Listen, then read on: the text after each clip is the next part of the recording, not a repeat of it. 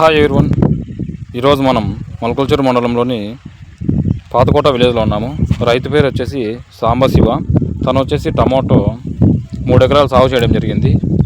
రైతు ఎక్కువగా ప్రాబ్లమ్స్ ఏం చెప్పారంటే పూత రాలిపోవడము మరియు డెవలప్మెంట్ తక్కువగా ఉంది, దాంతోపాటు పైముడత అనేది ఎక్కువగా కనబడుతుందని చెప్పారు. దానికి నేను వచ్చేసి కెమాగ్రో కంపెనీ హ్యాబిటో A2 మరియు హైస్టెల్లరు దాంతోపాటు బైసన్ ఇచ్చామండి. ఈ బైసన్ మరియు హైస్టెల్లరు దాంతోపాటు ప్రైడ్ స్ప్రే చేయడం వల్ల చూడండి పైముడత అనేది మనకి ఎక్కువగా ఏమీ కనపడలేదు. చూడండి బాగా క్లియర్ అయింది.